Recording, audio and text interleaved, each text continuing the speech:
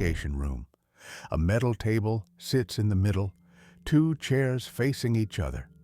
On the wall, a one-way mirror hides the detectives watching from the other side. Dr. Harold Winston enters the room in a dark suit. His demeanor is calm and confident, as if he's certain there's no evidence against him. He places his hands on the table and says dryly, "Well, Mr. Mercer, I heard you wanted to talk to me." Jack places a thick file of documents on the table. He puts out his cigarette, fixes his steady yet piercing gaze on the doctor, and replies, "Yes, we need to talk about a few of your patients, especially Daniel and Mike Harper." The doctor raises an eyebrow, but a faint smile crosses his lips. Them difficult patients. Unfortunately, every psychiatrist deals with cases like that. Jack pulls out a paper from the file and slides it across the table. An old article about the doctor's resignation from the hospital after the suspicious death of a patient in the operating room. "You used to be a surgeon, didn't you?"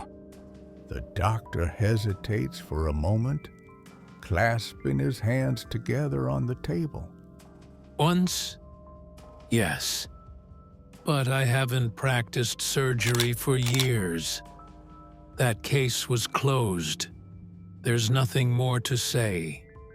Being a surgeon means you know how to keep things clean, how to leave no trace behind. And now your patients, those closest to you, are disappearing or turning up dead. A heavy silence hangs between them. The doctor keeps his cold smile fixed on Jack, but now a flicker of unease glints in his eyes. Jack continues, "You can deny it all you want, but I will find the evidence that ties you to every one of these murders. Believe me, sooner or later." Detective, be careful. Sometimes searching for the truth is more dangerous than the truth itself. Jack doesn't break eye contact. The room is thick with tension. Jack's apartment, midnight. The clock has passed midnight. Fine rain taps against the window glass. The only light in the living room comes from a single lamp. On the coffee table, case files, photos, and scattered notes lie in disarray. Jack sits in a chair, shirt half unbuttoned, a half-burned cigarette in his hand.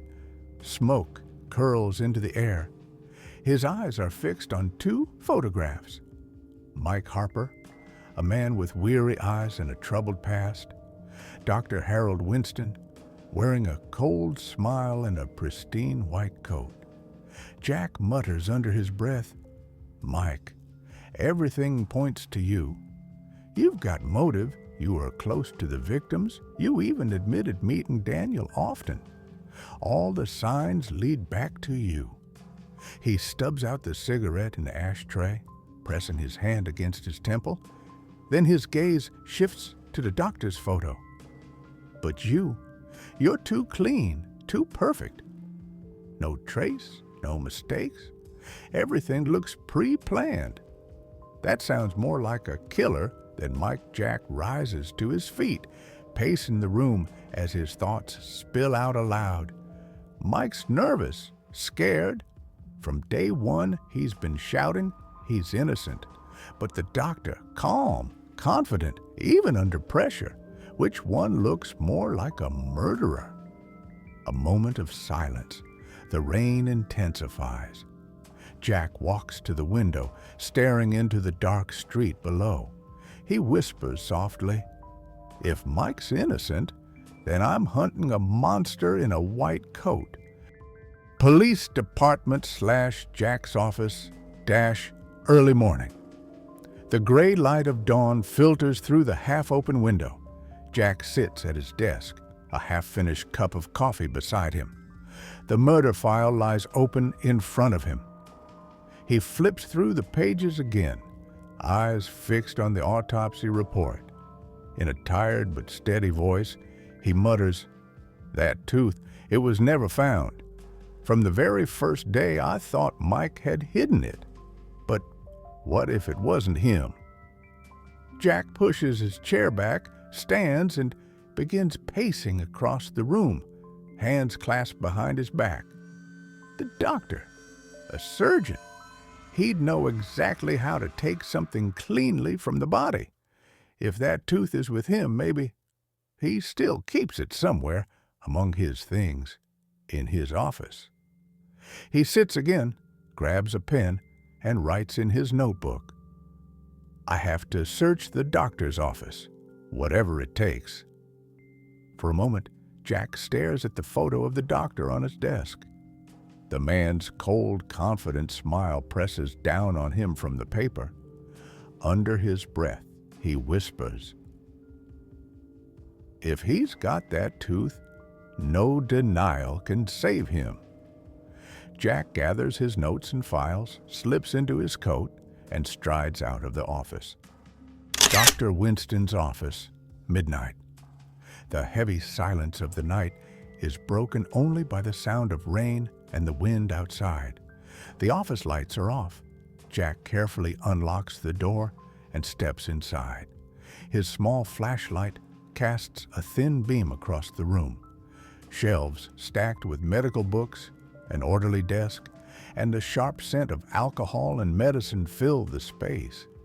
Everything looks too neat, too normal, almost as if the doctor has nothing to hide. Jack moves quietly, opening drawers, searching through folders. Everything is clean, ordinary, nothing suspicious. He pauses, muttering under his breath, "No, there has to be something. A man like him never leaves it all behind." As he takes another step on the wooden floor, a faint, hollow sound echoes beneath his foot. Jack freezes. Slowly, he lowers the flashlight and crouches down. Tapping the board with his fingers, the hollow sound becomes clearer, empty space beneath. He pulls out his pocket knife and carefully pries up a small plank. Beneath it lies a hidden compartment. Inside, a small wooden box rests in the darkness. Jack lifts it out, his hand trembling slightly. He takes a deep breath and opens the lid. Inside the box, a row of 10 human teeth neatly arranged. The beam of his flashlight catches them, their pale white gleam piercing the dark. Jack stares in shock, eyes wide. He whispers, "Damn it, this is enough to close the case." The ticking of a wall clock fills the silence. Jack glances around as if expecting Winston to walk in at any moment. Carefully, he slips the box into his bag, replaces the floorboard, and heads for the door. Outside Dr. Winston's office, dusk, the skies gray, a fine rain falling over the empty street. Suddenly, the wail of police sirens cuts through the silence. Blue and red lights flash across the wet pavement as armed officers surround the building. Amid the chaos, Jack Mercer steps forward with steady, unyielding strides. Rain soaks his coat, but his gaze is sharp and merciless. In his hand, an arrest warrant and a folder of evidence. The office door creaks open. Dr. Winston appears, wearing his usual mask of composure. He attempts a smile, but the faint tremor at the corner of his lips betrays him. Jack walks straight toward him. The sound of rain and sirens fades into silence. Only Jack's voice cuts through the air. Dr. Harold Winston, you are under arrest for the murder of Michael Thompson and several other patients. You have the right to remain silent until trial. Anything you say can and will be used against you. 2 officers move in, snapping handcuffs onto the doctor's wrists. His cold, detached eyes lock with Jack's for a moment. Jack doesn't blink. In a calm, measured tone, Winston mutters, Detective, do you really think this is over? No, this is just the beginning. Don't forget to follow and subscribe to The Bloody Clue. Stay tuned for more mysterious stories. With me, Detective Jack Mercer.